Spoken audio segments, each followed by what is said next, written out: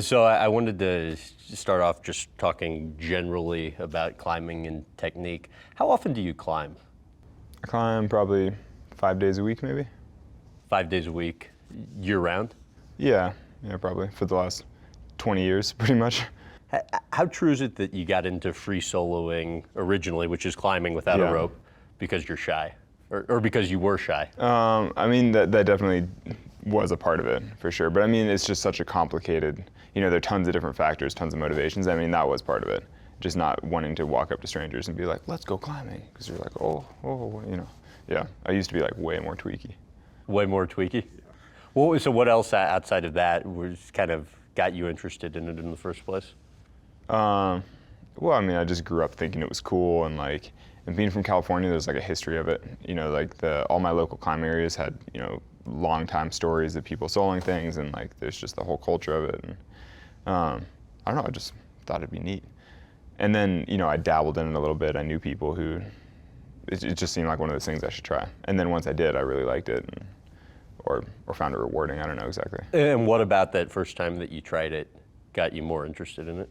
I don't know, that combination of being hard and scary, but then also feeling totally badass when you're done. I don't know.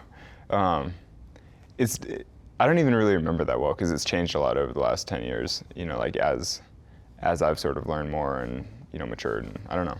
What's changed about it over the years? Well, I think that the first couple times that I soloed it felt way more extreme and this is so crazy if anything happens. And now it feels much more relaxing and much less extreme in a way. And people, at least who don't know a lot about you climb without a rope, but I think the perception is you only climb without a rope all the time, which when is in kind of reality, annoying. That's completely not the case. Yeah, it's sort of annoying. Everyone thinks that I climb without a rope all the time, and it turns out that I climb with a rope or, in the gym or with partners or whatever almost all the time, and then the soloing is a handful of things a year. Okay, and why, how did you go about determining how often you free solo and how often you I climb used with to, rope? when I was younger, I free soloed a lot more.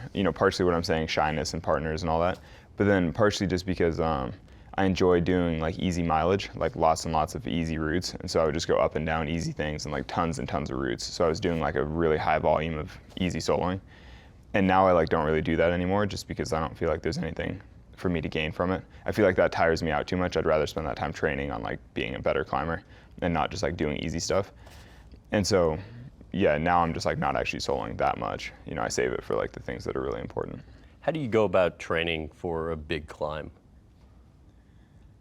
I don't know. That's another question. People are always how do you train for it? And it's it's not as if I train for a specific climb. It's I'm climbing all the time, and I'm training just to be a better climber. And then the hard climbs sort of just come as a result from time to time. But I mean, I've read that, before you'll free solo a climb, oftentimes you'll do the climb. Yeah, so I'll rope. prepare for certain free solos, and but that's kind of just preparing for it. That's maybe 4 or 5 days, maybe a week tops of preparation for it. But that's not really training for it. To me, training is a multi-month process where you're actually trying to physically change, get stronger, improve.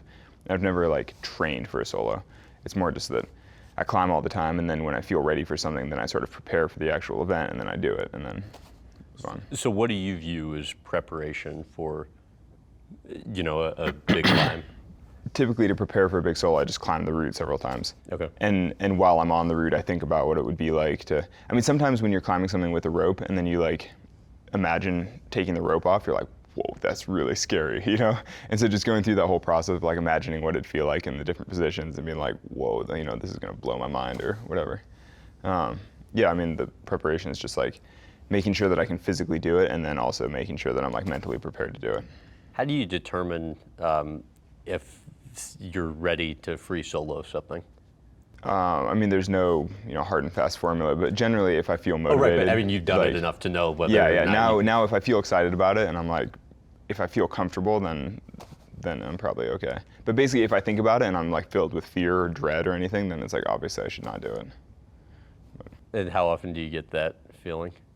I mean, so there's some solos that I've thought about for years, and then just always been oh, it gives me the heebie-jeebies, and I'm just I've just never put any effort into it, never done it, What do you bring along with you when you do one of those climbs?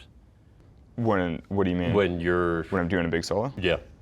I mean, it depends a little bit. If I'm gonna solo something that will take less than an hour and a half or so, then I often go with nothing at all. Just, my climbing shoes and my chalk bag, and then I just climb up, and when I get to the top, I just like walk down barefoot or whatever. Right. If I'm doing something longer than that, then I generally take like a small backpack with like my hiking shoes to get down, a little bit of food, a little bit of water. Just depends on what I'm doing. How much does gear slow you down? I mean, whether it's... Climbing with a rope and a partner? Right. Well, so as soon as you add a rope and a partner, you're going to spend at least twice as long because you climb a section and then your partner climbs the same section. So that's like at least double the time. And then it's more than that because you also have to futz around with all the gear and like sort things out and like, make sure the rope is organized and like all those kinds of things. So I mean, it takes probably 2 or 3 times longer. So I've read sometimes when you're climbing, really. I've read sometimes when you're climbing with rope, though, you'll use so little hardware in connecting the rope that if you fall, you could fall 150 feet. And so I'm thinking when I'm reading this, what's the point of even climbing with a rope then if you can fall 100? That sort of belies like the reality. Like that doesn't really do justice because even if you have gone, say, 50 meters without placing any gear, so you're looking at taking this monstrous fall. Right. The thing is that you still have the rope on you and you still have gear on you. So if you get to a single move that feels kind of difficult, you can just put in a piece of gear and suddenly you're safe again. Okay. So I mean, you're only going super far if you feel comfortable. I mean, that's how we speed climb big walls and things like that, is that you go really, really far without placing gear, but you have it on you just in case. So if at any point you're like, oh, this feels slippery, you can just put in gear and be like, okay, I'm good. Okay. So I mean, you have like this major backup. How often do you climb in the dark? I've done, a fair amount of night climbing. And why? Well, sometimes you're just climbing for 24 hours straight, it gets dark. Or sometimes you're trying to, strategize with sunshade, like, because climbing in the sun is like really, really hard on you.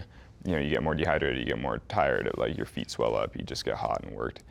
So sometimes it's better to climb through the night than to climb in the sun.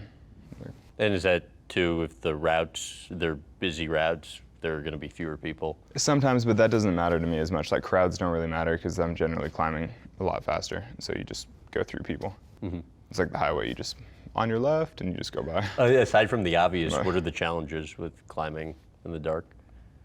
I don't know. I mean, so actually the hardest thing about night climbing is route finding. If you haven't climbed the route before and you don't know where you're going, then you spend a lot of time being like, if you only have 10 feet of view and you're just like, oh no, and there's like a 1,000-foot wall above you. You're like, do we go left? Do we go right? Like all the little micro decisions, get kind of difficult. And so how do you figure that out? And you only have a headlamp on. And you just do your best. I mean, sometimes you get off route. But nothing ever severe. Well, like, so this summer I was doing this big ridge link up of like 20 mountains in the Wasatch Range outside of Salt Lake, which wound up taking me like 23 hours of like hiking along this ridge. And in the middle of the night, I got sort of like confused and wound up going like the wrong direction on the ridge it's like a big horseshoe shape. Uh-huh. And at the end of the horseshoe, I lost sight of like all the landmarks around, and it's dark and I'm just like in the mountains by myself. And I wound up going like east instead of west for like 2 mountains. I tagged like 2 little summits and was like, like it's kind of a bummer. Like finally I was like, this feels wrong and I don't know which direction. I started using the compass on my phone to be like, and I was like, I'm definitely going completely the opposite direction that I should be. And then I just had to go back, It took me, probably wasted like an hour and a half or 2 hours. You'll literally hike for climb for 24 hours straight? Yeah, I mean, I have, yeah. Without without sleeping? This last season in Patagonia, my partner and I did a 53-hour push. So it's like 53 hours of like continuous effort. And how much do you sleep during this? No, like that's like continuous 53 hours of like climbing, hiking, fleeing for our lives. And how, we were how do you get tired. to the point where you can do that? Oh, you just build up to it. I don't know. I mean, I remember the first time I climbed El Cap in a day, it took us 22 hours and I was crushed, like so worked. I was 21 or something, and like it was the biggest effort I'd ever done, and it was like I was useless as a climber for the next like 5 or 6 days.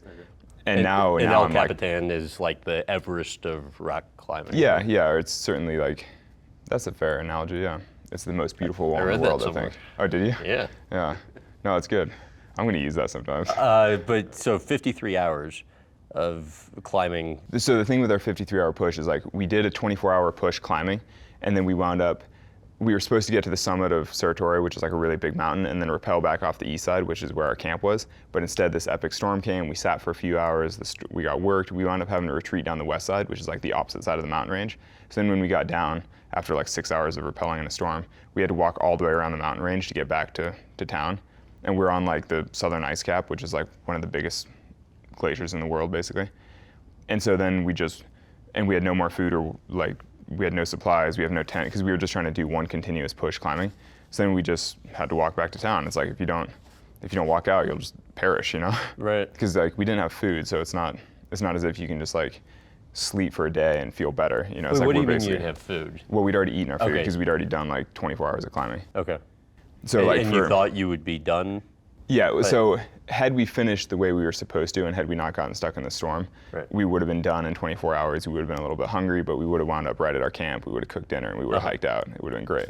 Right. But instead, we sat for like 4 more hours. We rappelled for, like, we got worked, and then we had to walk for 20 hours without food, which is pretty grim, like hiking on a glacier with like, and we were carrying backpacks like full of climbing gear. It's like 20, 30 pounds worth, like, you know, crampons, boots, like ropes, all this stuff. And like nothing useful at all, you know, like no tent, no stove, no shelter, no food. You're just like, we're carrying all this stuff for 20 hours with like nothing. It was like very depressing. Did you think there was a chance that could be it? No, I mean, not really, because all you have to do is keep walking, and it's like, but obviously. I mean, 24 hours without anything to eat. Yeah, but a you're human could exerting probably your- walk for like 6 days without food. I mean, you know, you could walk forever, but it's just very, very depressing. Right. And at the very end, the last couple hours, it was raining the whole time, and we were like going into a headwind, and we were pretty cold. We were wearing all of our jackets, and like to hike wearing all your jackets and layers and stuff is like pretty unusual, you know? We were like really depleted. But my partner had this strategy where you just walk until you get warm, and then you just lay down in the trail and fall asleep until you get cold again, which is like 15 minutes, and then you wake up shaking, because, I mean, we were just like laying down in the dirt in the rain, and you'd fall asleep for like 15 minutes, and then be like, oh my God, we're cold, and then start walking again until you got warm. It was really grim. Man. It's like, yeah. Yeah. How do you handle rain when you're high up on a mountain free soloing? I thankfully have not really had to handle rain. I look at the forecast before I start. Okay. Or I just look at the sky and be like, looks rainy. Today's not the day. Okay, so if there's a chance bad weather's going to come in, Yeah, or often with the soloing, it's fast enough that even if it does start to rain, you could be like, you basically just make that split-second decision, like go for the top or down climb as fast as I can. And what's the worst conditions you've ever been in when you've been high up? Soloing or with a rope? Either. Well, with a rope, like, I mean, horrible conditions. Like, I mean, this experience I'm just talking about in Patagonia, like, you know, nuclear winds, and we were at the top of this like icy spire, so we were like connected to a sheet of ice, like literally hanging from ice screws, like sitting on ice, waiting for like 4 hours, hoping that the sky would clear. Because the forecast that we'd seen a couple days before looked like it should get better. It turns out the forecast had changed and it never got better. But so, I mean, it's Patagonia. It's like nuclear winds, overcast. Well, and the thing about we're just, like, Patagonia, and correct me if I'm wrong, there's no other landmass anywhere in the world in line with it, so there's nothing to block the wind, so they're just constant. It just rages winds across all the time. ocean. Yeah, Right. yeah. The wind is legendary and like definitely lives up to it. You're like, whoa. Right. Yes, I mean, you know, those kinds of conditions with a rope have been pretty full on. But ropeless, I've never really had anything except for, you know, a little bit of cold or wind or nothing serious. How difficult is it to turn around when you're high up on a mountain on a climb free soloing? Typically, I can down climb as well as I can up climb. So it takes a little bit longer, but Is that generally- common? I mean, I've down climbed a lot of things. Yeah, I mean, are most elite climbers able to do that, or is it pretty much once you get high up, it's a little bit the of only an- way to get off is to keep going up? No, I mean, it's a bit of an acquired skill, like to practice down climbing. But I think anyone who's had enough experience climbing in their life can probably down climb pretty well. I mean, yeah, it's all right. When you're the best in the field, as you are, That's, what? I don't know. I mean, I'm like mildly uncomfortable with that because it's not, you know, there are a lot of others. It just depends how you measure it. There are a lot of other soloists who've like done very, very hard things, but just like in different categories, kind of. But all right. Well, you're modest. well, you know, I mean, how do you find competition? you mean what do I think about it, or No, how do I seek it out? when you're or, the like, top of the field, you know, where's the competition? Well, so, I mean, the thing is, in the field of climbing, I'm far from the top. You know, I mean, if you look at a specific little niche of like big wall free soloing, then it's like, it's true that there's basically nobody else doing that, so there's no real competition. Right. But like, I think of myself as a climber, and like most of my partners that I climb with are better than me, or at least better than me at something. Area. Yeah, Okay. for sure. Got it. I mean, yesterday I was like training with a friend of mine who's not even like a great climber, but like we were just doing like a workout on a hangboard, just like hanging on small edges, and he could hang on like certain edges better than I could, and I was like, man, you're really strong. You know, not even necessarily like, you know, he's not like an elite climber exactly, but like he just hang, and I was like, well, you know, there's always like, people are always better than you at something. How much room for growth do you think you have? I think there's like so much room for growth. Yeah, I think, because that's the thing is I've always been physically like relatively weak, or like one of my friends has always said that I have embarrassingly weak fingers for a climber. You know, so I mean, I've never been like the strongest. I just do interesting things, and so I mean, I think if I was stronger, I could do a lot of things. I don't know. I mean, to get stronger, I mean, would it help to like go to the gym and hit weights, or is that not weights, the but type of... it would help to train more systematically, like in climbing specific. Like what? Like on a hangboard, like basically hanging on small edges, which is what I'm doing now. Okay. Like I just spent the last month on like a proper rigorous training cycle, and then this month I'm trying to do the same.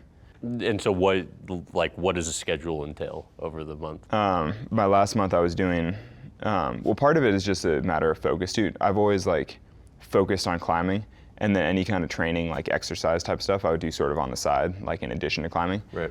This time I've refocused, so it's like I only climb to like warm up for my training, so that my training sessions can be like at a higher intensity.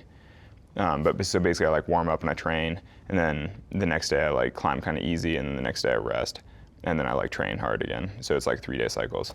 And so what will the training actually entail? Basically just hanging from a small edge. I mean, it's all about isolating your fingers. I mean, so literally you just hang from... Yeah, I mean, I think for proper training, it would be just hanging from an edge. I've been doing pull-ups on an edge just because my travel setup is a little ghetto. You know, I have like a pull-up bar and a door frame, then I have my hangboard hanging off the pull-up bar, and then I'm like, you know, in my hotel room, like bathroom or whatever, you know, hanging on this edge. No, I mean, yesterday I freaking fell off the hangboard and like kind of hurt my butt, like landing on the floor of the bathroom. It's like, oh. But, you know, because if you're like maxing out, You probably like, shouldn't be doing it in a hotel doorway. well, it seems to hold. I haven't Yeah. broken anything yet. Yeah. But it's nicer because that way I can like do my own. Because like if I take my setup to the gym, then it's like too public. You know, you're just like hanging out with like all these random. Like it's nice to be in my own room, like put on my music, hang out in my boxers, just hang on a small edge. Right. You know. And So- why'd you rework your schedule in such a way where it's more focused on training and less focused on climbing? Because the training is at a much higher intensity, so you can actually like try harder and then, you know, get stronger. Whereas normally I just climb until I'm kind of tired, and then I like work out a little after, and so then you're like too tired to like work out properly because you've already been climbing too much. Mm-hmm. But the thing is, just going climbing outdoors, you can never really, or it's very rare to find things hard enough to train at a high enough level. You know, like, especially because I travel a lot, I'm always climbing in like random places, different crags, and so it's just hard to find things that are hard enough. Explain what you'll visualize in preparing for a climb. With big solos? Yeah. I mean, normally if I'm thinking about doing some big solo, I visualize the whole process, you know, what it'll feel like, you know, the physical feeling of like my fingers holding the holds. I think about the actual sequence, like left hand, right hand, you know, step my foot through, lean over, left hand again, you know, like the actual mechanics. I think about the position, like what it'll feel like being up high and like the air all around. I think about what it'd be like to fall off different places, you know, things like that.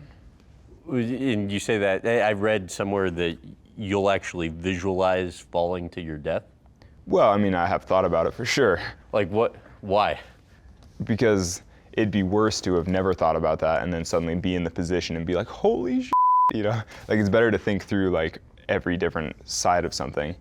I mean, the thing is, like, if the idea of falling to my death is like insurmountable, like if I can't get past that fear, then like I probably shouldn't be up there.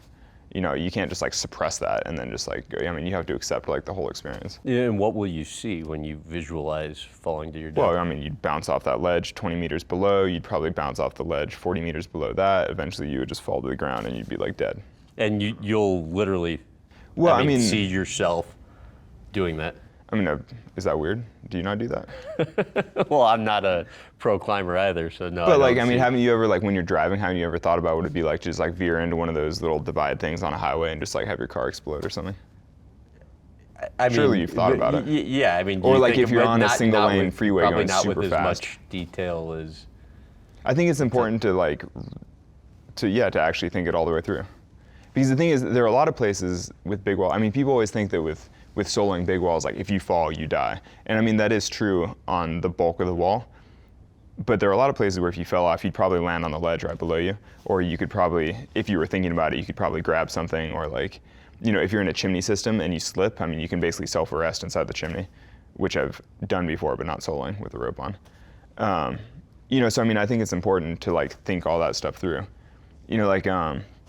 One of the big solos that I did was half dome. And like technically the hardest moves on the route are like on the fourth pitch, like say 400 feet off the ground is like the hardest physical sequence, and it's above this big ledge thing that's kind of like a picnic table, or maybe like 2 picnic tables almost. So I mean, if you fell off the hardest moves, you would almost for sure land on the ledge and stick it. So I mean, it actually takes a lot of the commitment out, where it's like, if you fall off the hardest part, you're not gonna die, probably. Though I mean, there's quite a bit of other hard climbing on the route. But I mean, I think it's important to know that kind of stuff. Or to think it all through. I want to ask you about Half Dome coming up, but what do you see actually when you're up there climbing? I mean, what are you looking for? What do you mean? Enlightenment. So you're, I don't know, midway up on a free solo climb. What are you like looking for as you're climbing? I mean, you're looking for a specific. Well, normally I'm not really handholds, looking for anything. If I'm doing some big hard solo, then I've probably already climbed the route and I probably already know roughly what I'm doing. So I'm not really like looking, I'm not like seeking out holds. I sort of just execute it. I just climb it. I just know. It'd be like asking a race car driver or something like, what are they looking for as they go around the course? It's like they're not really, I mean, they're just driving super, super fast. They're not, I'm pretty sure they're not like, oh, I wonder if there's an exit here on the left. So then what are you seeing when you're up there? I mean, you probably aren't looking around at the scenery. No, I mean, right? a little. So on easy terrain, like if I'm doing easy soloing, then for sure I look around. I'm like, oh, beautiful mountains, beautiful day. Like this is cool. But then when it gets to the hard climbing, then I sort of like narrow in a little bit. And when you narrow in, what are you thinking about? Nothing. I'm just climbing. Nothing. Okay. Yeah.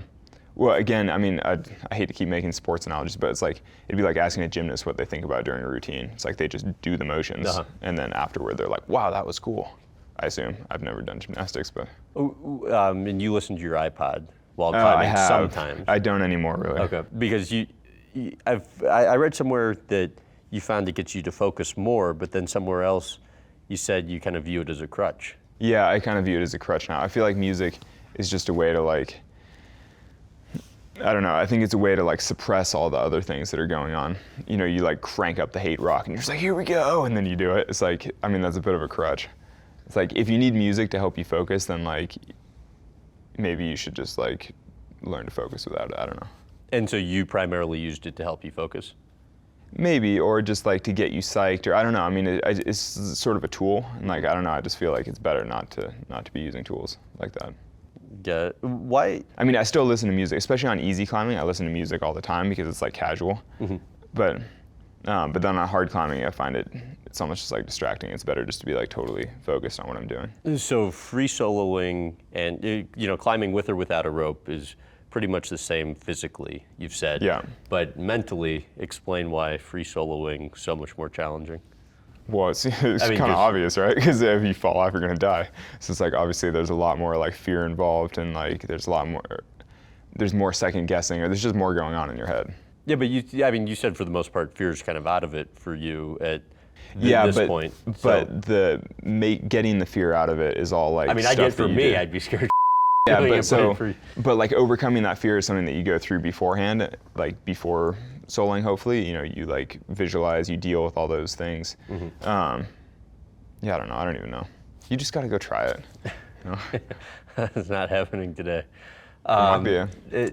Explain why confidence is so important when it comes to free soloing. I mean, confidence is probably I don't know if it's confidence exactly. Just knowing what you can and can't do is the most important thing. Having like an objective grasp on on what you're physically able to do. Because obviously you never want to exceed your capabilities when you're soloing because you don't want to fall to your death. But then you also just have to like truly believe that you can do what you know you can. You just have to go up there and do what you can do. Still. Why is it important to avoid getting your adrenaline going? Well, I mean, it's important to avoid any kind of major fear response type thing, just because, I mean, you have like physiological changes. Your vision narrows, your breathing accelerates, like you over grip. Like, I mean, it happens a lot of the time when you're climbing with a rope. You'll be like super, super scared, and you like can't see anything, and you're holding on super tight, and you're like, oh my God. And then you get a piece of gear in, and you like clip your rope, and all of a sudden you're safe. And then you're like, oh, and you relax, and then you're like, oh, there's this other huge hold right here that I should have grabbed but didn't see. And then you're like, oh, and there's a foothold, and suddenly you're like way more relaxed. And so, I mean, you want to stay in that relaxed state the whole time. But I think I've read before too that you've said it's not even good to just get pumped for a climb. You mean like amped up? Yeah, like amped up. Yeah, again, because I feel like that's a bit of a crutch if you just like, I mean, that's something that a lot of people have done on smaller routes. Like if you're soloing something that's only like 30 or 40 meters, say like 100, 150 feet high, you can get like all super psyched up and then climb it, and it'll take you like 4 or 5 minutes. So you can kind of maintain that like artificial high of like, I'm so psyched, here we go. Yeah. But like if you're climbing like a 2,000 foot wall, you can't just be like, here we go, because like 5 minutes later you're like, oh my God, I'm really scared now. Or I'm like tired or whatever. It's like, you can't just like artificially amp yourself up. You have to like have a nice even, like controlled. So if you're midway up on a climb and you stick your fingers in a handhold and a scorpion bites your fingers, or some other section, a bird or a bat flies out or a rock falls, the unexpected, how do you deal with that? Yeah, I mean, that does happen like a fair amount. And that's when you do get like a shot of adrenaline or like a shot of fear, and you like your breathing accelerates and you're like, oh gosh. And that's when you just have to like force yourself to take some deep breaths and calm yourself down and just deal with it. Though oftentimes those things, by the time they've happened, it's already happened and done. So even though you get scared for a second, you're like, well, it's done. It's like the situation's already resolved. So then rationally you can just be like, this is, moving on, here we go. Any close calls? I mean, all those things that you described have happened, like scorpions, like bats, birds, bees. I mean, any close calls though where, you're free soloing and that happens and you have that kind of... No, I've never you catch yourself. The closest calls have been breaking holds, like pulling rocks off. I've had something where, I pulled a rock off, and like as I'm leaning back with the rock with me, I managed to like shove the rock back into place and sort of like catch my balance and like stay on the wall. Okay. Like, whoa. And I've had like scrambling in the mountains, not quite like free soloing on a vertical wall, but like climbing a big peak in the mountains. I've like pulled some rocks off and then done some like Super Mario type jumps where you like jump to a ledge, jump to another ledge, and then sort of stick it with all these rocks falling past you, and you're like, whoa, that was close. Things like that. How much do you enjoy setting records? Oh man, it's always satisfying to do something new. That's cool. But it's rarely the primary motivation. And like most of the speed records and things that I have are like the byproduct of style. Like because I'm climbing it without a rope, or because I'm climbing it in a certain way, it just happens to be faster than it has been before. A few I want to ask you about. First being the triple. Put the difficulty of that into context. I mean, it's pretty hard. I don't know. I mean, time will tell. Maybe in 5 years it'll be easy. Maybe people will do that all the time. I mean, how would you've been using sports analogies? So what would you like compare it to, putting into context for somebody who knows very little about the sport? I mean, yeah. So doing the triple in Yosemite would be comparable to some kind of like super ultra marathon or something. Like I can't really think of other sporting events because, it's like doing a bunch of really hard things back to back, all very quickly. So I mean, other sports is like you just play the game and you're done. Right. But like, so it'd be like doing an Ironman maybe, but way more than that because, a lot of people do Ironmans. What was involved with doing it? The triple? Mm-hmm. Well, I mean, the triple is just the 3 biggest walls in Yosemite in a day. But I mean, if you just add up the time that like average parties spend on each route, I mean, like climbing El Cap, which is just one of the 3 walls, people typically spend, 2 to 5 days. And then climbing Half Dome, people typically spend, I mean, most people spend 1 or 2 days on the face, but a lot of people camp at the base and then spend a day walking down. It's like people spend 2 or 3 days, like total experience. And then climbing the third wall, people, same thing. People spend 2 or 3 days, or like 2 days on the wall plus a day of hiking to get on and off. So I mean, it's like a week and a half's worth of climbing. And you know, for an average party, you'd have to rest for a day in between each of those, or you'd rest for 2 or 3 days because you'd be pooped. You know, and so, yeah, it's like a week or two worth of climbing, and you're doing that all in like an 18-hour push. How do you do it in 18 hours? It's like a byproduct of style, like what I'm saying. Just, I mean, so I did it, I think, solo in 1850, I think. And that's because, you know, I was basically climbing without a rope and just moving pretty quickly, and I knew the routes really well, and I was like really, you know, I was dialed on that whole thing. But I also free climbed the triple with Tommy Caldwell, like the two of us climbing with ropes and protection. And that was actually probably harder physically. And Tommy Caldwell, another elite climber, Yeah. made Who I just had breakfast with. It was did you? very Okay. exciting to see him, yeah. Made international Oh yeah, he news was saying for that, his Dawn Wall. yeah, you guys would have done something with him with the Dawn Wall, but like, didn't work out with whatever. Yeah. Yeah. Footage issues. Yeah, exactly. Right. Yeah, which isn't, not his call. He was Right. like, what? I don't even know, you know? Right. Yeah. But no, he's awesome. He and his wife were just having breakfast with me. Yeah. And their little kid. But, So, you know, with doing that in 18 hours, 1850, whatever it was, I mean, any time of year are you in shape to be able to go and do that? Or is that, No, so- you know, like the peak of your training? doing the triple sort of represented like the peak of my fitness for the year. And I'd sort of structured my whole year of climbing around that. I'd spent the winter like bouldering, like doing hard climbing just to get physically strong. And then I'd spent the spring like sport climbing, which is sort of like taking that strength and like making it a little bigger. And then I'd actually gone to Morocco and was climbing big walls in Morocco and felt really strong. And then showed up in Yosemite like fit and like motivated and like already in shape for long days. And then in Yosemite, I did a bunch of progressively longer days until I like basically culminated with the triple. But that season in Yosemite, I did the free triple with Tommy, I did the solo triple, I did the speed record on the nose, which I was pretty excited about. And I free soloed like a route on the West Face El Cap, which it was like everything I'd ever wanted to do all like in 1 month, which is, you know, basically like peaking for my sport. You know? The free solo of Half Dome, what went on when you got to Thank God Ledge? You've seen the film? Or you've seen the footage? Yeah, I've seen the footage. Yeah, well, so- I mean, I've seen footage, but then, you know, the footage was kind of a, I mean, I've also read what you've said well, about so- it, where you just kind of freaked out. Yeah, but so what I wrote about it and what you see in the footage are different things. And actually that's something important that like any of the footage you see is pretty much shot after the fact. Right, the footage like, was all a the reenactment, right? Yeah, exactly. We were just going back to like get shots of Right. it, to like tell the story, whatever. Which has since become iconic and really resonated with people. But it's weird because like in the film, they have all this interview footage of me talking about the experience of soloing the wall, and then they have all this visual, you know, the footage of me climbing on it, and those are like two separate experiences. Right. But they sort of just combine them to like tell the story well. Right. And it is a great film, and I think they did a really good job of like sharing what that experience is like. But it's just not like literally true. You know, like walking across Thank God Ledge is like one of the easiest parts on the whole route. I mean, you're on a ledge, you're walking, it's like super safe, super simple. But they just got some footage of me like getting a little scared on it, and being like, whoa, and then turning around and sorting myself out. But then they like cut my interview footage of me talking about something much, much harder, just above Thank God Ledge. Okay. And so, you know, it creates this beautiful scene, but it's not like strictly true, you know?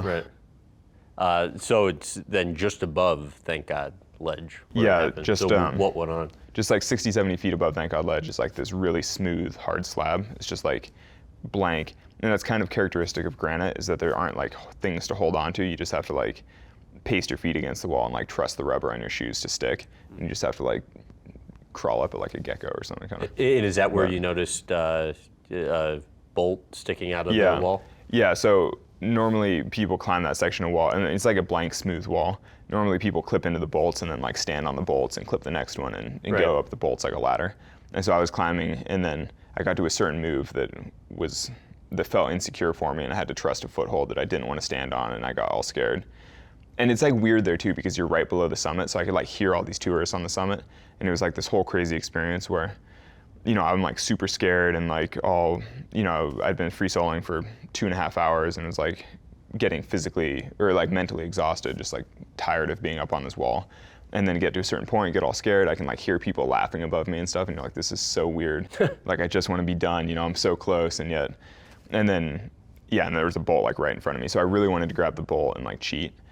but then I was also like, oh, I don't want to invalidate the whole, 2,000 feet of climbing I did to get here.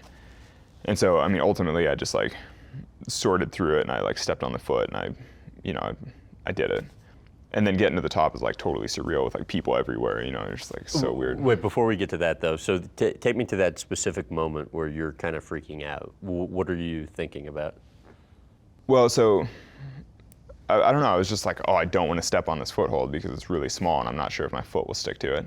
And what happens if your foot doesn't stick to it? Well, I mean, if my foot slides off, then I probably fall off the wall, and I probably, slide down the slab and then fall 2,000 feet to my death.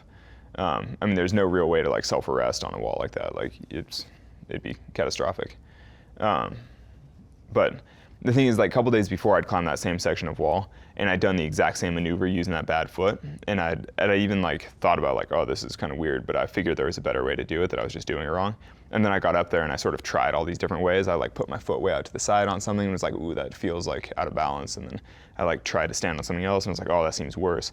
And I sort of like realized that the way I'd done it before was the way that I had to do it, and was like, oh, that's like pretty scary. Like I don't want to do that. And how long are you going back and forth trying to decide? I have no idea. I mean, I think I wrote like a couple minutes, but it could have been like 45 seconds. Like who knows? Right. Like could have been.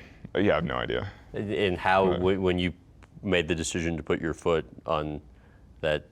Well, it was more like, so I knew what I had to do, and I knew exactly what that was, but I just didn't want to. Right. And so I sort of like lashed out wildly, like I mean, that's the thing, that's when your mind starts going like, well, maybe I should do this or like all these other things, until you sort of like eliminate all those, and then you're like, okay, now I'll just do the thing that I knew that I had to do. Right. What was your level of confidence when you put your foot on it? Well, so, I mean, I don't know. I was like, this is what has to be done, so I just did it. I mean, it had worked 2 days before, so obviously, like I knew that it worked. And the difference being you had rope on 2 days before, so exactly. something goes wrong. Yeah, I was protected. But I mean, I'm wearing the same shoes. I'm like in the same level of fitness. It's all the same. So I mean, I know that I just did this. Like it should work. But you're just like, oh, I don't want to. Is that the most indecisive you've ever been, where literally it's kind of a life or death type situation? No, I mean, I've had things where I get into a similar situation like that, and I'm just like, I'm not into this, and I climb back down. Okay. But there really wasn't any climbing back down.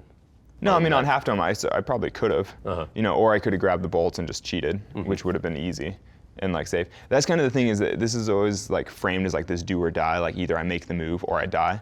And it's like, it's actually not really true. It's like either I make the move or I cheat. Either I do it or I just like grab the bolt and just go to the top. Would there have been the time to grab the bolt if you did it and your foot starts to go?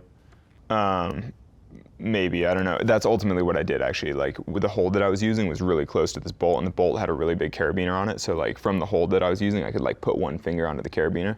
And so I felt like that wasn't really cheating, so I'm not pulling on the carabiner, but I had a finger on it, like just in case I started to slip, I could just like snag it. Yeah. Which I was like, figured that was a bit of a compromise, but I felt fine with it. So you get to the top, and what are tourists saying to you when you get up So there? it's weird, because normally when you get to the top of Half Dome, when you have a rope and a partner, you get like mobbed with tourists who are like, oh my God, you climbed the face, that's so crazy, so extreme. But like when I soloed it, I got to the top and I was like shirtless and all like jacked, just like, oh my God, because I just had this crazy experience right below the top. Right. But I had like nothing on me. I had no backpack and like no climbing stuff, and I was just like shoes, harness, chalk, or no harness, just shoes and chalk bag, And I like wanted somebody to be like, that's rad, because I just had like one of the biggest experiences of my life, and like nobody noticed at all, because I just looked like some hiker hanging out. Right. And I was just like, that's so weird. And then I hiked down barefoot, and then on the walk down, because you can't hike in climbing shoes, it's too tight. And then on the hike, everyone's like, oh my God, you're barefoot, that's so extreme. And you're like, you're just like, what a weird day, like it's so crazy. The most satisfying experience from your career to date would be what? I mean, like the biggest climb, doing the Fitztraverse in Patagonia with Tommy Caldwell was probably like the most significant climb of my life. But the thing is, like, as soon as we were finished, I got snowblind throughout the experience. So like the next 5 days or whatever, when we were done, like I couldn't see really, and like my eyes really hurt. Were you not wearing glasses? I wasn't wearing while I was climbing. I wore them on the snow, but I wasn't. But all the white granite and just, I don't know, being in Southern Hemisphere and just whatever, I burned my eyes. And so it's like, oh, biggest climb of my life, super exciting. But like, as soon as I was done, I was like, I feel destroyed. Like, I can't see. I was like sitting in a house with all the curtains closed with glacier glasses on for like a week. I couldn't read. I was like, this is pretty depressing. And so, you know, I don't know. Everything has its ups and downs. You're like, well, it's an amazing climb, but like, it took a certain toll. Whereas like a casual day of sport climbing with my friends is like super fun, super nice. It's good to be out like with all my friends, but it doesn't have that like deep life satisfaction of like, wow, we did this amazing thing that I'm really proud of. I don't know. I just like going climbing all the time. So what would be the ultimate free soloing experience for you? I mean, for me, the ultimate would be soloing El Cap. That's like the obvious, like most amazing thing in the world. How badly do you want to do it? I mean, I've always wanted to, but then I've always looked at it and been like, I don't know. I mean, like, so I soloed Half Dome in 2008, and then in 2009, I was like, okay, you know, El Cap is the obvious next thing. And I like climbed, I mean, I've climbed El Cap like every season. I climb it tons of times, tons of different routes. There are many different free routes. I've climbed it many different styles, and so every year I climb El Cap, and I'm like, oh, not the year. You know, like it just fills me with fear. I'm just like, it's just not, I don't know. So you say that yeah, I mean, so there have been at least like 2 or 3 years where it's like, oh, this year I'm gonna like go and work on El Cap, and then I always like get there and I look at it and I'm like, whoa, and then I climb it and I'm like, whoa, like too much. I don't know, but it's starting to feel like maybe though someday. Oh, so but that's that thing that you were talking about where you still have that fear going through you, and you don't think until the fear dissipates more that not just I don't know, yeah, until I can get my mind around it or something. Like, I mean, if I look at it and I'm like filled with dread, I mean, that's not like the appropriate mental state to be like, I'm gonna go up that without a rope. And especially like if I or anybody else were to solo El Cap, I mean, it's gonna take like probably 5 hours or more. I mean, that's like a really long time to maintain a positive mental attitude, you know? What's the longest you've ever free soloed something? I think my longest solos have been, 3 hours or less. So, I mean, that's but then doing something like the triple though was like 18, 19 hours, and I wasn't technically free soloing the whole time, but I was like free soloing for sections. So I mean, I did, it did take a long time. And I actually did a free soloing link up in Zion where I did like 3,000 foot walls, and each one took like an hour, hour and a half. So I mean, the total time is similar, but Zion National Park in Utah, but there's a big difference between there's having a big a break difference. in between exactly. each and then doing it for 5 hours straight on what is kind of the holy grail of free soloing. I don't know. It'd be a big undertaking mentally. What's the likelihood you do it? I don't know. Come on. I mean, honestly, like, I don't know. I mean, because I've wanted to do it for years. I mean, that's like no big surprise. But like, I don't know. It would take a little. I mean, it would take a lot of preparation, but then also it would just take it would take a few more steps mentally, I think. So if you were going to do it, what do you think would be the best scenario to do it in? I'm not sure. So, I mean, when I've thought about it, I think about all these logistical things, like what's best. But the thing is, ultimately, I think when I'm ready to do it, it won't really matter. I'll just go do it, I mean, and I've had that experience with a couple other walls, like in my past, where I've been like, oh, I don't know, they're like all these things with conditions, I want it to be perfect, but then when I finally actually did it, it was just like, whatever, today's the day, I just went and did it. So you'll find yourself unnecessarily kind of overanalyzing? Yeah, I mean, I think when you're not fully like prepared for something, you're like, oh, it has to be perfect in order for me to like consider doing this. But then once you are ready for it and it seems like easy to you, you just go and do it, and it's like no big thing. If you were going to do it, how long before you think it's too late to do it? What do you mean? I mean, you mean till I'm like too old and washed up? Yeah, I mean, a climber probably has only a finite number of years. I bet I still have like 8 or 10 years though. Okay. Because the thing is, climbing El Cap like it is physically quite hard, but it's not like elite performance. It's not like the upper pinnacle of rock climbing performance. I mean, I'll probably still be climbing that difficulty for at least 20 more years, Mm-hmm. But whether or not I'll be like motivated to do that, I mean, we'll see.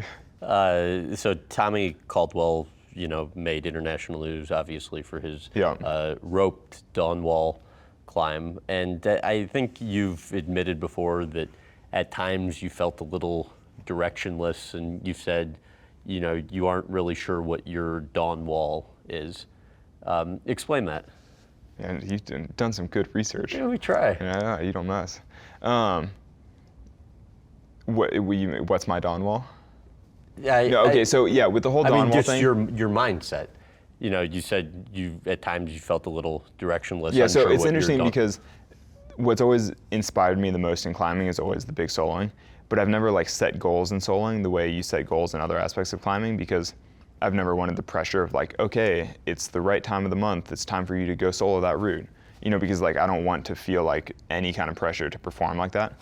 So, you know, like when Tommy was doing the Dawn Wall, it was very explicit, like this is my public goal, like I want to free climb the Dawn Wall. And he like trained for it, he focused his life around it, he spent 7 years of effort on it, and then he like ultimately succeeded, which is super inspiring. But I just would never go through that whole process for like any kind of soloing projects, because I wouldn't want like expectations or pressure or like any of those kinds of things. And so it just means that I don't, you know, like, I mean, I have all kinds of goals in climbing, but like the things that mean the most to me, which are the big soloing or like the big solos, you know, I don't like organize my schedule around them the way you would like other climbing goals. I don't know, and so that leaves me feeling a little more adrift, because like the things that I'm training for, I don't care about quite as much as the soloing. But it's like I train for like normal climbing, like roped climbing, and then the soloing just kind of like fits in the cracks in between, like when I'm ready and I feel motivated. To what extent are you looking for, you know, kind of that one goal that you can, you know, gravitate towards? What do you mean? I mean that one big... I mean, it's always nice having like a big project. I mean, for Tommy with the Dawn Wall, it was amazing because like he could structure all of his climbing around this one goal. And it like provides a lot of stability, you know, like he knows what to train for, what time of year to train, when to rest more, you know, and it gave him a lot of purpose, you know, and I'm just like, I've never quite had that. I'm just like climbing more and like drifting around more and just, I don't know. So how did living out of a van come about? No, I mean, living out of a van is pretty common for climbers, but basically it's just because seasons change and you want to move. So it makes sense to be in your car. Had you... I mean, what was the process involved with kind of? I mean, for my personal journey was like I had my family minivan that was like not so sweet, and then I eventually destroyed it by accident. And then I didn't have a car for a while. I was like road tripping with like a ex-girlfriend, and then I was like on a bicycle for a while, and then eventually I like bought my current van, and I've lived in that for 8 years now, I think. You've kind of outfitted it a little bit yeah, from well, so the early days. I've done 3 different builds inside my van. The original, 3 different builds? Well, yeah, 3 different interiors. Like the first one, like an uncle and I built in like an afternoon. It's like pretty scrappy. And then the second one I had a friend build, and it was like quite a bit nicer. And then the most recent one I had another like retired engineer friend build, and it's like really nice. But So how did you get the nickname the pedophile van? Oh, I mean, anyone living in a van that gets like pedophile jokes. I mean, I have no windows, I have blacked out back, like, I mean, it looks like a total, yeah, but I mean, everyone has like jokes. So what is it, like, what do you have in there? My van is like a bed, a bunch of storage underneath, like a little kitchen counter, a stove built into it, and then, yeah, food, and I mean, it's really basic, but it's like a small apartment. I mean, somebody I was talking to told me that, you know, you've been in the suburbs visiting somebody, and they had an available bedroom, and you still go out and sleep in your van. Yeah, people think that's weird to be like, oh, I sleep in the van. But the thing is, the van is like my home, and I've been living in it for 8 years. And also, like, I've gotten used to having everything within reach. Like, when I'm sleeping in the van, I'm like, oh, I gotta take a leak. I just like reach over, grab my pee bottle, take a pee in the bottle. I don't even have to get out of bed. And it's like, when you get used to that after 8 years, like, it feels like so uncivilized to have to like get out of your bed, turn on a light, wander to the bathroom. I'm like, why would I do that? It like totally wakes you up. It's like, you can just like pee in your bottle, fall back asleep. It's like, it's totally seamless. I mean, you could just bring like the pee bottle into yeah, the yeah, you bedroom, could, but that's even you're... weirder when you're staying in somebody's house and they're like, wait, you brought your pee bottle in? You know? I don't know. It's just like, I mean, I love my van. Everything's within reach. It's all like right there. Like any, you know, if I'm like, oh, I want to like look something up in my journal or whatever, it's like, oh, there it is. And like, it's all within arm's reach. How long before you see yourself getting a permanent residence? I mean, that you spend you know, more time. I don't know, my van's up to 206,000 miles, so it's starting to get a little tired. Okay. So I might need something different soon. Do you think you're gonna just get a new van? I probably will get a new van, but also actually this summer I bought my family's cabin, like my extended Tahoe, family. right? Yeah, in South Lake Tahoe. So so now I do technically own a home, but it's only like a summer cabin that my grandpa built or whatever. But So the new van that you get, same type of van, or will you? I'll get something bigger, I think. Like a sleeper home type deal? No, I'd probably get just like I'd get some kind of van where I could stand up. Okay. That's the main bummer about living in my car, is that I can't stand up. And I understand you'll bring girls back to the van? I mean, you pick If I can, you know, if you'll I'm lucky. pick up a girl out and you'll, like, what's Yeah. the girl's reaction where you're like, hey, But let me take you back to anybody my who van? like, look, for climbers, that's not that weird, you know. And also taking somebody to a van is way cooler than taking somebody to a tent. Right. You know, like if you're hanging out in a campground, it's like going to a tent is so uncivilized. Yeah, but okay, I know you dated a girl in New York for a while that was actually lived a normal lifestyle. And Yeah. But then it's like kind of like, you know, it's like, it's something different. It's all adventurous. You're like, oh, you know. But also, I mean, the thing about the van is like the van might not be that sweet, but the fact that you're parking it in the most beautiful places on earth, I mean, that's the sweet part. Right. Like the thing that you get to do whatever you love most, that you're like having cool adventures every day. I mean, like where you're sleeping is like not really that important compared to like what you're doing with the rest of your day. And, you know, by living in the van, I'm able to like stay in Yosemite for months at a time. And that's like pretty awesome. And I think even chicks can appreciate that being in Yosemite is better than like having a nice apartment like in the city. how much do you think being in a relationship interferes with your climbing? Relationship stuff is tough, I don't know. But It's a big predicament for yeah, you, so right? I mean, I dated a very nice girl on and off for like 5 years, 5.5 or something. Throughout, I mean, like when I did the triple in Yosemite, I was like in a real relationship at the time. And so when I look at, I mean, I have a climbing journal and I have it all like laid out. So I mean, I know that objectively, the times that I was in a serious relationship doesn't actually change my performance of climbing at all. You know, like I was climbing at a high level, like regardless. But for some reason, when you're single, you just feel a little more hunger. You know, you just like, you feel like you're more motivated or like training harder. I don't know, even though it's not strictly true. But yeah, I don't know, relationships is tough. What do you struggle with about it? I mean, I struggle with the amount of travel, as I'm sure you probably do too, or maybe a lot of travel. Yeah. Yeah. You know, I mean, just like with constant trips and like gone for a month, gone for another month, and it's like if somebody has a normal job and they like live in a normal city, it's like, you know, either you basically never see them, or I don't know, it's just hard to make it work. And have you, yeah, I mean, decided where you come out on that, where you want to make a commitment to really trying to make a relationship work, or whether you've just decided it's not worth it to continue becoming a better climber? I haven't like made any decision one way or another. I mean, I'm sure if I met the right person, I was like super excited. You know, it would be easy for me to make certain, or I mean, I feel like I could make certain compromises and like train indoors a little bit more, or just make it work. You know, or maybe if it was a climber, you know. I don't know. I mean, I'm open to whatever. It just hasn't happened. Well, one of your close friends told me that you live kind of extreme. So you could be living in a van in the woods for an extended period of time, but then you take a month off of climbing and you're, you know, living the kind of suburban, urban lifestyle for a while. And your friend told me that you kind of in different ways struggle with both. Explain that. Yeah, was that who was that? Ben. Ben. Yeah. Interesting. Yeah, I mean that's not totally true because like, I mean I haven't really taken. So this year I took like a month or two off of climbing, and it was the first time I've taken a break in like 7 years or something, which was kind of nice. Though even when I took time off of climbing, I actually spent it all in Yosemite. But I was just like going trail running and hiking, and like I would bike the bike path around, and like so beautiful, so fun. But I mean, it is true though that I have wildly different. I mean, like I spent the last month in South America, like doing a tour with films and stuff, and like climbing random places. Because I was in like hotels the whole time, and like the whole urban scene, just being like taken out to the crags by people, and that's like wildly different than like being in my van in Yosemite for a season. So I mean, I do get like both ends of the spectrum a little bit, and yeah, and they both have their ups and downs.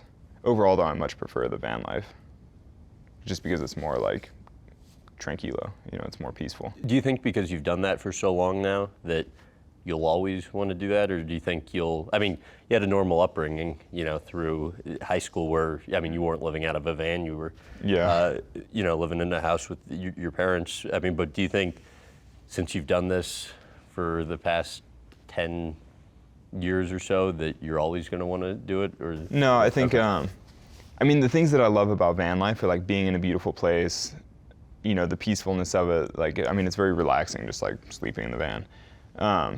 Like if I eventually live in Tahoe or something, I mean, that's a lot of the same benefits of van life. You know, if I have my own place, it's nice and peaceful. I'm like in the mountains, I can go out and do cool things every day. I mean, I think overall I'd probably enjoy that, you know, more than living in a car. I mean, being able to stand up is a big plus. Yeah, but you can just get out of your van and stand up too, right? Yeah, but it's a little more like public, you know. Like I generally stay on a friend's driveway in Yosemite. You aren't going to be able to piss in a. Well, I'll still rock that. Oh, okay. In my house, I'll have like a big jug on the floor, so then just like empty it every week. How would you describe what high school was like for you? I don't know. I don't even remember high school that well anymore, but it was, you know, it was fine. I did well in school. I went climbing a lot. I was just like a big loser. Yeah, but your friend Ben tells me that while you say you're a big loser, you were at the time kind of bitter that you weren't having the traditional high school experience, yet you avoided the social situations that could have improved the high school experience. But that's like the classic, like wanting to be cool, wanting to have cool friends, but then being like, oh, that's just not me. Like, I don't know. I mean, you know, all the cool kids were also like handsome and beautiful, and I was not. And so, you know, but that's all like classic teenage angst. I mean, that's the core of like a half dozen movies a year, you know, like coming of age type stuff. Right. Like, who am I and what am I doing and why is everybody else cooler than me? Without realizing that everybody else is like struggling with the same things, you know.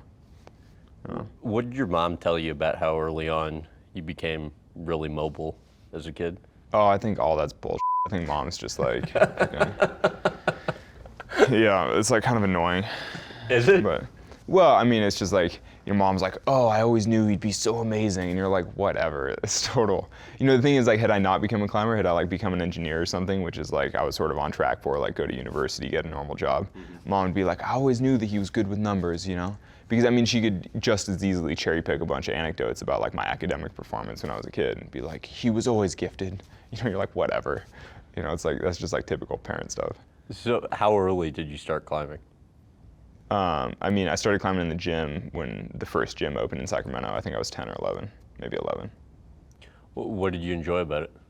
I just have always, I mean, so even before the gym opened, I was like climbing on trees and buildings and like climbing on the roof and like playing on things. I love like swinging on the monkey bars, all that kind of stuff. Mm-hmm. I mean, I've always was this like typical kid playing around, or was this kind of above and beyond what most kids I mean, it was do? just like a more extreme version of typical kid playing around. Because it's the same, like I was playing on all the same stuff, but I was just probably taking it a few steps further. Yeah. You know, like, yeah, like, I remember like hiding on the roof of the school, like, you know, things like that, just random. But yeah, and then once the gym opened, I love the movement. I just love like, yeah, I love the movement of climbing. And that's always been like the core of it. And what do you mean the movement of climbing? You know, like brachiating, like swinging around, like feeling your body move around, like feeling, you know, the balance or like holding on to things. Like, I don't know, I like the way your body feels when you're moving like that. And when did you realize that you really liked it? I've just always really liked it. I never like realized. I mean, people always ask like, when did you decide to be a pro climber? Like, or like, when did you decide that climbing was like your thing? And it's not like I've ever decided it. It's just that every day for the last 20 years, I'd rather go climbing than do anything else. I mean, but was it that first day at the gym where, you know, your dad took you there and was belaying you that you kind of I don't remember. But I mean, I just always liked it, you know? It's like, he took me in, I was like, this is awesome, let's come back. And I've just always been like, let's go back. What's your earliest climbing memory? I remember, like my home gym, like the original gym that opened in Sacramento, has a bunch of roots like carved into the walls are like sort of plaster, and they have like carved roots in the walls. It's like normally, you know, they change the roots around because it's holes that you screw on, but the ones that are carved into the wall are like permanent plaster. Mm-hmm. And so a lot of those roots, like I still could go in and climb a couple of them blindfolded. I haven't been there in like 10 years, but I just like know every single move on a lot of those roots because I climbed them like many times a day for my entire childhood. What? And so like, in some ways, that kind of like muscle memory type thing is like what I remember most of like my early gym experiences. Like, I mean, I could easily like draw out the sequence for like half the things in that old gym. I'm just like, yeah, it's classic. What would you say were your first 15 minutes of fame growing up? Like, you know, the first time your climbing got some recognition? I remember the first time somebody just recognized me in public. You're like, are you that climber? And I was like, thought it was so weird, you know. I was in In-N-Out Burger, like way back when. I was like, oh my God, like some stranger is talking to me in public. What'd they say? I don't know. He was just, I forget. It was just some dude who's like, hey, are you, you know, like, I forget. He must have maybe seen me in a magazine or something. Okay.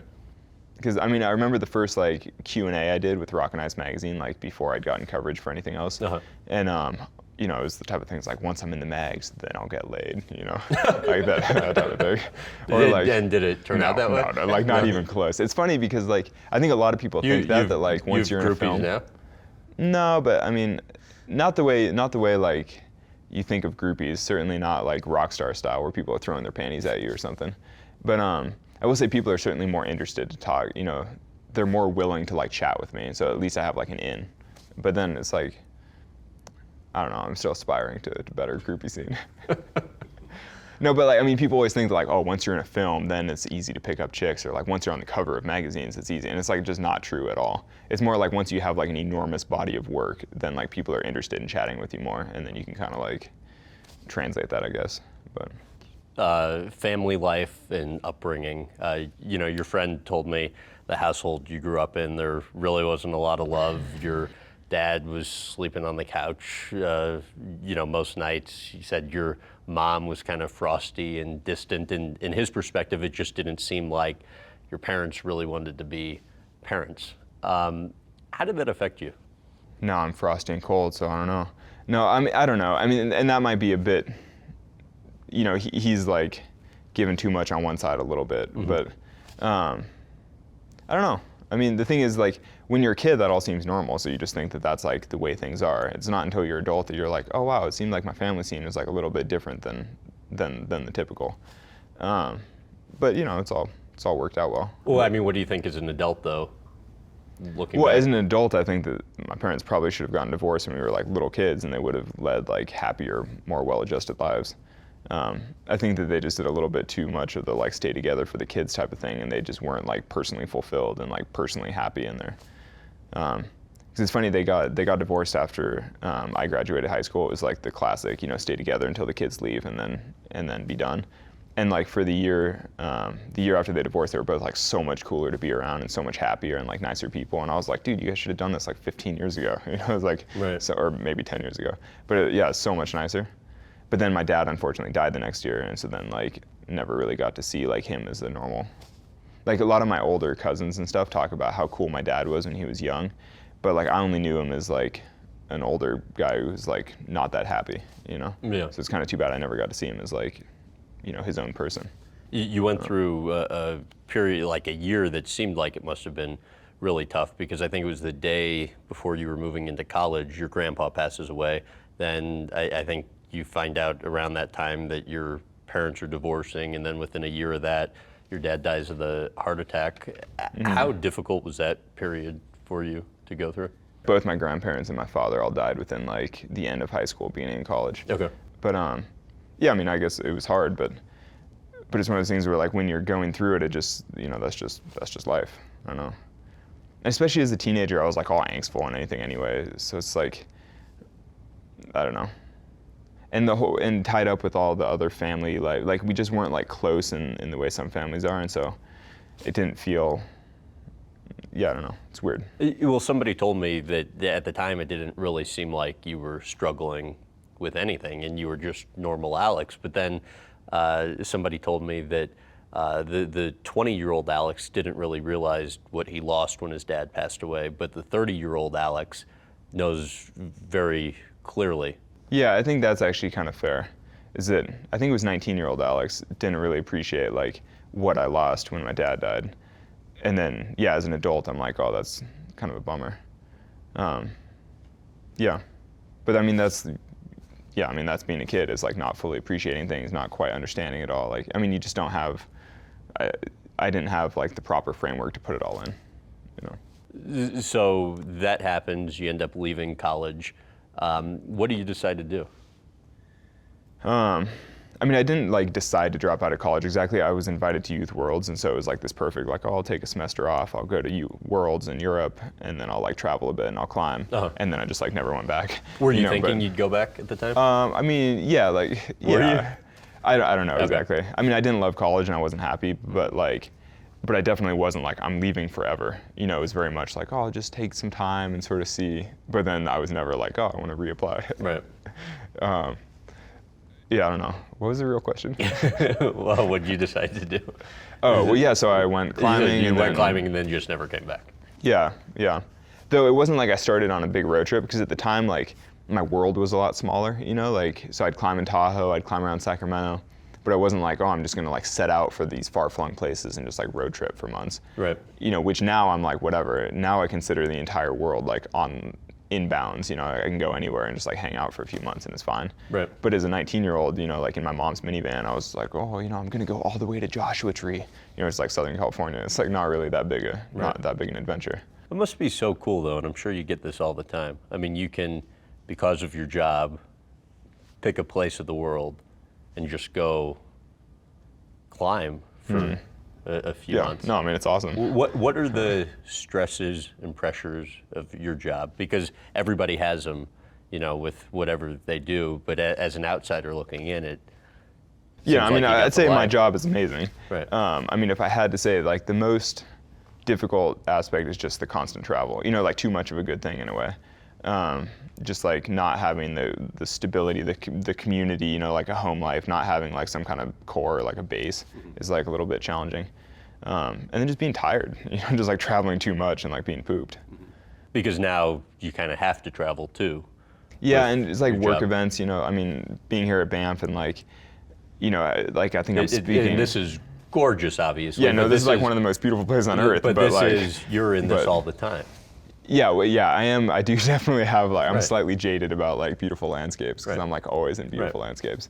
But yeah, and then just having to do events and stuff all the time and like chat with folks. And this media you know. BS stuff. Right? Yeah, you know, media. Yeah. So I know this is your No, favorite. I mean that actually, I mean, I've gotten way better with like media and everything. Like it used to be like a lot harder for me to you know do an interview or something, and now I'm just like, thank God I'm not actually working. You know, I'm just like stoked. Like, Right. it's way cooler. So I know this is your favorite topic to talk about, death. I've learned that from reading the profiles. Let's that go have from been done on family you. life to death. It's like this is my favorite type of chat. You know, one of your close friends did tell me that probably half of your friends and family think you'll end up dying young. I don't know. I don't know if that's true. You don't think that's true? I don't know. I don't think that's at my least family his thinks so. perspective. You don't think so? I don't know. I mean, maybe. Well, maybe they all keep it like when I leave the room, they're all like, "Thank God he hasn't died yet." You know, but I think it's like pretty chill. I don't know. I just went to like my cousin's birthday. You know, like a bunch of family all congregated, and like, I mean, there was definitely no mention of any kind of climbing related. I mean, it's just Well, like it's not like they're chit-chatting. going to go up to you and be like, No, "Hey, but I mean- Alex, you're probably going to die soon." I mean, Yeah, but nobody's ever That's like it. none of the families ever been like, "We're worried about you," or like, you know, this is. I don't know. But I mean, I think they're blissfully unaware. or they are just obviously worried, they don't wanna but bring it have up. come to understand you're doing what you love, and Yeah, maybe. that's just, you know, they can't worry about whether or not something's going to go I honestly wrong. don't know if my friends are like that. I mean, a lot of my close climbing friends like have talked to me about. I mean, you know, obviously we have a ton of conversations about risk, reward, and like, you know, what you're doing with your life and all those kinds of things. But not that many of my friends are honestly like, dude, I think you're gonna die doing this. You got to back off. I mean, Which- Tommy Caldwell has called free soloing reckless and stupid, and he said he doesn't want to see you No, die. he's been quoted in articles and interviews saying that. But I mean, Okay. obviously, like I've hiked with them for like hours and hours in and out of the mountains. You know, and Right. we've talked about all this stuff extensively. And so I mean, like selectively quoting, you know. Like when he's chatting with me personally, he's not like, what you're doing is reckless and stupid, and you know, I mean, he definitely would never do that, and he does think it's irresponsible. But like, I don't know, that's a little too black and white. Okay. You know. To what extent have you ever considered the pain you'd cause friends or family if you died while climbing without a rope? I mean, very little, which I don't know if that's supposed to make me feel bad or not, but like, honestly, I don't really. I mean, I worry about my own survival, like for myself, not for like the pain that it would cause friends or family. How do you view death?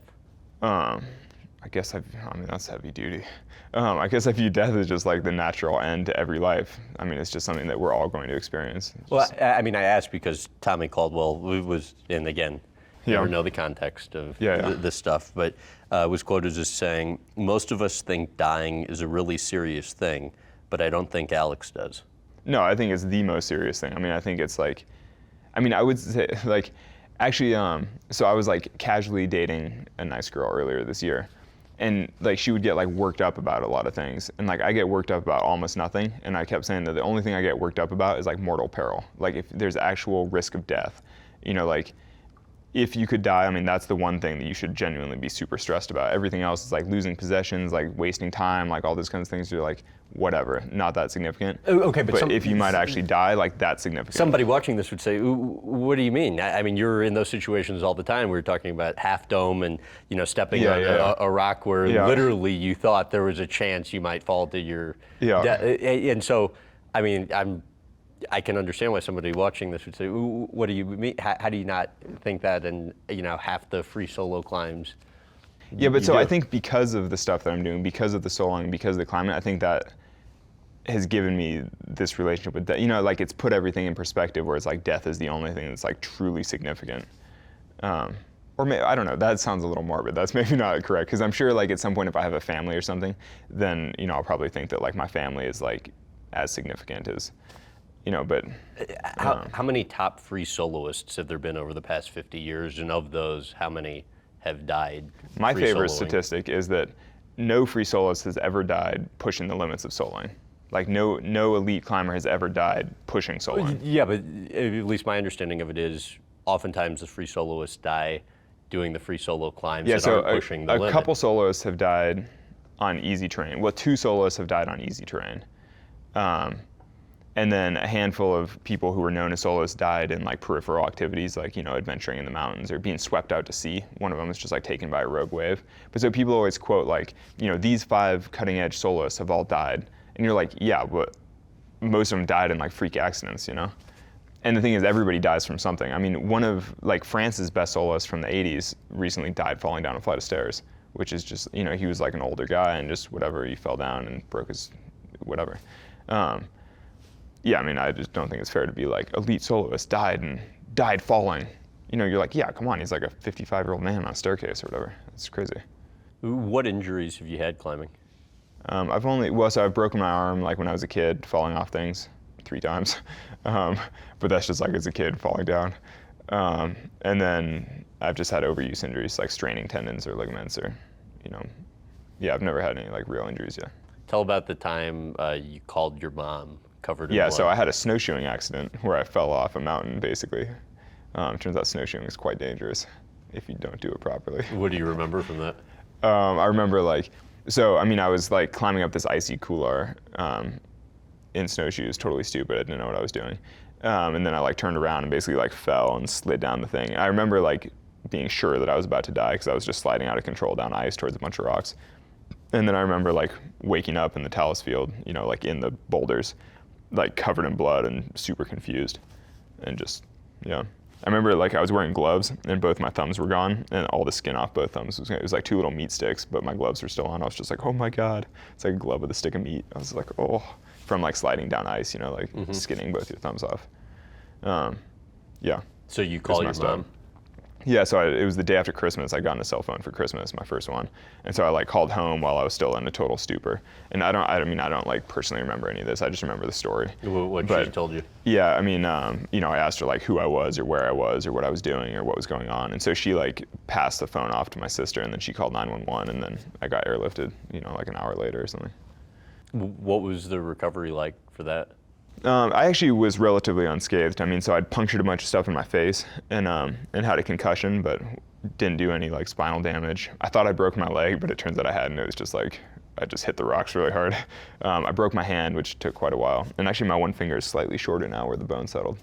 But really? Yeah, if you look at like this index finger is like slightly shorter than the other one.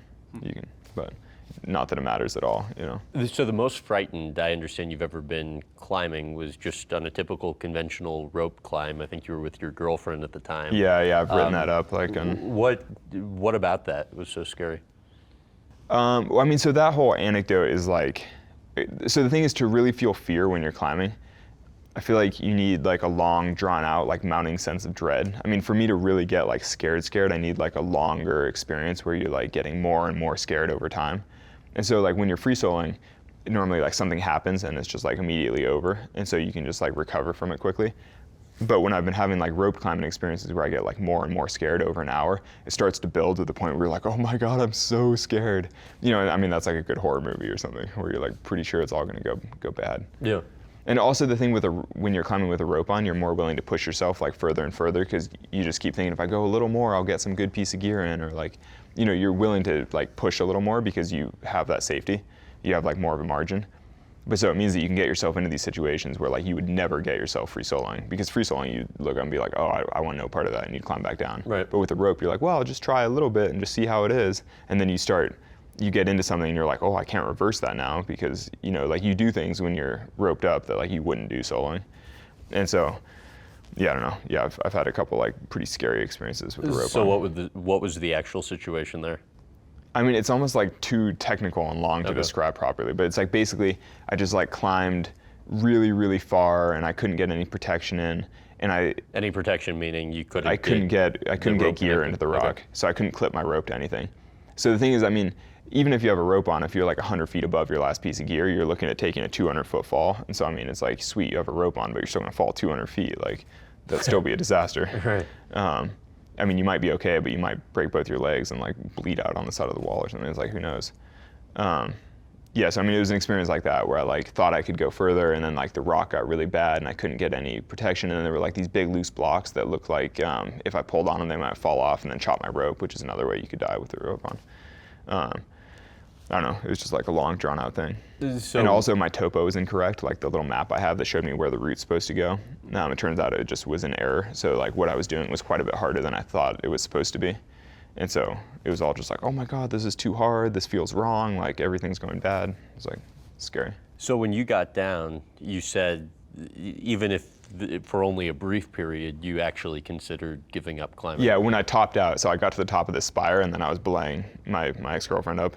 And while I was sitting there, I was like, oh my God, like I was so scared, you know, I was like, I don't want to climb anymore, like this is terrible. But, you know, obviously it passed very quickly. How long did it last for? I don't know, I don't remember, it was a long time ago. But I was very scared. How did your life change when you started to get a lot of attention? I don't know, I mean, I guess becoming more well-known has just made my life easier in terms of sponsorship and travel, and like, it enables me to climb more and like climb in more remote places, and I don't know, it's been pretty nice. How do you view fame? I view fame as like a means to an end, and the end is to be able to climb my whole life without having to work, and fame is like a very useful way to do that. How do you view media and sponsors? I don't know, I mean, yeah, media and sponsors are all just like part of the whole game. I mean, I don't know. I mean, I love being able to go climbing all the time, and sponsorship and media and like, you know, making films and writing books and all those kinds of things all just sort of tie into like enabling this lifestyle. And to be able to share the lifestyle with people, which has never been like my goal, but it is nice to be able to like inspire other people and to like, I mean, throughout my life, I've gotten a lot of inspiration from like seeing climbing films and like reading people's books and like reading climbing magazines, and like, you know, I've taken a lot from the climbing community, and that's like really inspired me to like go out and push myself. And so it's nice to be able to contribute to that whole culture a little bit. Generally, why do you think it's so difficult for most climbers to be able to earn a living from the sport? I mean, generally climbing just isn't that big a sport, so there's not much money in it, so there's not that much to go around. I mean, it's hard to like make a living from sponsorship. But that's changing a little bit though, because climbing's growing so quickly and gyms are taking off, and like, I mean, the sport of climbing is wildly different now than it was 10 years ago. What do you think has allowed it to become financially lucrative for you?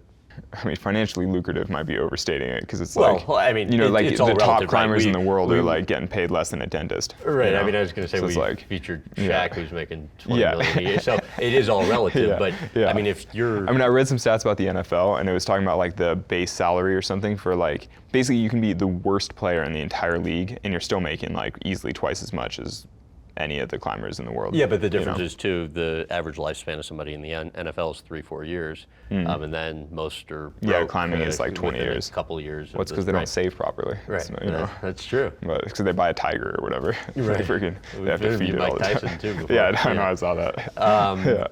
I mean, it is obviously all relative, but making a couple $100,000 a year or whatever it is, I mean, that's a good living, and definitely better than most, and it's doing what you love. So, I mean, what do you think is allowed? I think I've been lucky with the sponsorship stuff, because the type of climbing that I like doing the most, the soloing and everything, is also like the easiest to understand for a general audience. It's like the most visually appealing. even though it's not nearly as difficult as something like the Dawn Wall, let's say. I mean, the Dawn Wall is like way harder climbing, like physically harder. It's like more cutting edge. Could you do it? But no, I don't think so. I mean, maybe if I put 7 years of work into it like Tommy, or maybe I'd only need 3 years of work since he's already done all the groundwork figuring it out. But like, I mean, that's good. Like, I don't want to spend 3 years working on that. That's crazy. But so like the things that I'm doing, you can just show like one image and you're like, that's amazing. That's so beautiful. That looks so cool. And so like, it's easy to sell, Right. But, what do you think is, if there's a cap on the like most lucrative it could become for a climber annually, what do you think that is? I mean, currently, I don't know. The thing is, though, the cap is constantly changing because the industry is growing so much. And I mean, there's talk of being like a demonstration or an exhibition sport in the 2020 Olympics and random. I mean, climbing's like definitely taking off quite a bit. Mm-hmm. So I mean, the cap is constantly changing. But I think currently, like, I mean, if you're the most famous climber in the world, which a bunch of Euro guys who like do more speaking tours, I mean. And it's more lucrative for some of the top European climbers, right? It might be in terms of speaking gigs and things. I think sponsorship-wise, it's maybe similar. I'm not sure. I don't know the European scene as well, but I bet like maybe making $500,000 a year if you were like working all the time, like not climbing, and you were just doing like corporate speaking and like pushing it super hard and like high levels of sponsorship and maybe. But then how can you be a top climber? Exactly, that's the trade-off, and like that's what's so annoying about it is that like if you're trying to make a lot of money from it, then like you just can't be a good climber anymore. Right. Because I mean, you have to be climbing all the time. What do you, and you've been open about this before, what do you live off of annually now? And when you were living off the, there was a point where you were living off very little and probably more now, but. Yeah, well, so no, it's been published that I was living off like $1,000 a month or less or something. I mean, when I first started traveling, it was probably less than that because it was just food and gas, and I was like shopping at like Walmart and like terrible places, just buying like the cheapest pasta. It's like, oh, 68 cents for dinner? That's perfect. And now obviously I spend a lot more on food. But it's interesting because my expenses now just vary a lot more because in terms of like the food and gas money that I spend in a month, it probably still is like less than $1,000. And then I spent a bunch of months where I'm like on a trip or like touring or something where I'm like taking care of the whole time. Like in South America the last month, I only opened my wallet like twice. I basically spent like less than $100 in a month. But then I'm like, oh, I need a plane ticket and just like drop $1,000 to get home. So it's like my expenses now are like way more varied because like a lot more of my life is like covered through sponsorship and things. But then I also like bought my family's cabin this year, which is like a lot more than $1,000. Right. So, yeah, it's just like a little more up and down. When you did not have, or when you had very little money, what did that teach you about, savings and all of that? No, I mean, the thing is, I've always lived the same way. Like, I only buy things if I need them, and I still just like don't spend money frivolously. I don't have any things, Mm-hmm. I don't know. But the difference then versus now is you're able to have money to sort of plan for. Yeah. Now it's awesome to be able to like save money and also I have a foundation now, and so I've been giving probably 1/3 of my income to charity, like environmental nonprofits and stuff, which is pretty sweet to be able to like try to do something positive like that. But which is pretty substantial too, because I mean, you do well, but I mean 1/3 of. Yeah. It's easier for. Yeah, but my living expenses. To give 1/3 of their savings. Yeah, but my living expenses are still super low, and I mean, I'm saving enough that like I feel comfortable with like being okay, and I feel like that's the appropriate level. I'm going to follow up on that, but what are your long-term professional goals? For rock climbing? Just in general. I don't know. I don't really. Am I even a professional? I don't really have like professional you're goals. A pro climber. Yeah, I don't know. I mean, so I have climbing goals. I mean, there are lots of things that I'd like to do climbing in my life. But in terms of like being a professional, like I don't know. No. I mean, no. Or how you see this evolving over the years, whether it's continuing to do this and get sponsored to climb, or open climbing gyms, or increase the speaking. And I'm basically hoping to continue what I'm doing right. Like I'm very happy with what I'm doing right now, and I'm hoping to continue that for like 10 or 15 more years. and then sort of transition right into retirement, you know? Okay. Because I'm already like basically retired. I'm living a very retired lifestyle where I just kind of like hang out, I climb a lot, it's very relaxed. I'm hoping to just ease right into real retirement where I just climb all the time.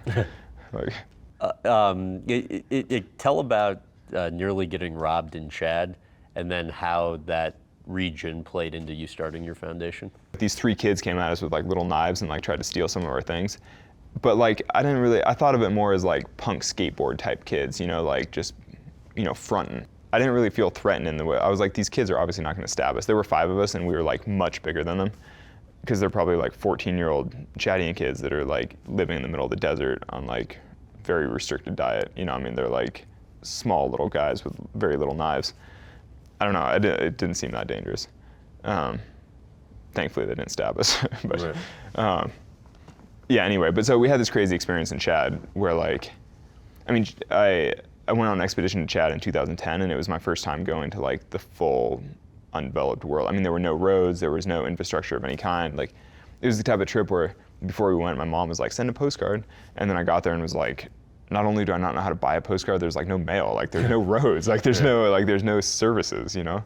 It's not, I was like, it changed what I saw a country, you know? It was like, what is a country if it's just like a bunch of, I don't know, it's just like an arbitrary line on a map, you know? Because then we were driving across the open desert and they're just like people on camels and like crazy little villages out, and it all felt very like Stone Age. And I was like, wow, this is like a whole different, it was my first time seeing that, like, I mean, there are, you know, over 1 billion people in the world like living in those kinds of situations. And I was like, wow, that's pretty crazy. Because like growing up in suburban California, you just like are not exposed to people, you know, who are living by like herding animals in the desert, like below the Sahara. It's like pretty full on. And so how did that then motivate you to start a foundation? So Chad was like this whole crazy experience, and then over the next couple years, I sort of, I was doing a lot of reading about like environmental issues and climate change and things like that, and I sort of started to feel like I needed to do something, you know, start some kind of foundation or like start donating money to charity. And then I felt like I should try to do it publicly, just because like if I have anything, I have this public platform, you know. I felt like if I do it publicly, I can at least like hopefully inspire others to do the same, or right. sort of leverage that a little bit. And so I started my foundation, and then rather than just supporting environmental issues, I felt like I should support environmental issues that also improve people's standard of living, you know, that like help people in poverty. And so I've been doing a lot of like solar lighting projects in Africa, things like that, where it like helps the environment in that they're not burning kerosene for light, but it also like really helps the actual people, because, you know, it's like a huge health issue to be burning kerosene in confined space. Like, also they save a ton of money. You know, it's just that like basically people will never care about the environment if they're stuck in poverty. So I mean, you basically have to lift people out of poverty before they will care about like protecting the world around them. And so that's what I've been trying to do through the foundation. What would you like to see the foundation do long term? I don't know. I'm hoping the foundation just like does something positive in the world. It's kind of like a 5-year experiment. Okay. And now I think we're 3 years in, and this year we just did our first sort of like hands-on project in Angola, where we like went in and like sort of set up this whole solar project, and which I think was like pretty successful, and I'm pretty excited about. We'll kind of see as we follow up to see exactly like how it all plays out. But I think we're hoping to do something slightly bigger next year, also in Africa. We'll just kind of see. But I mean, hopefully I can use the foundation to like leave a positive mark on the world.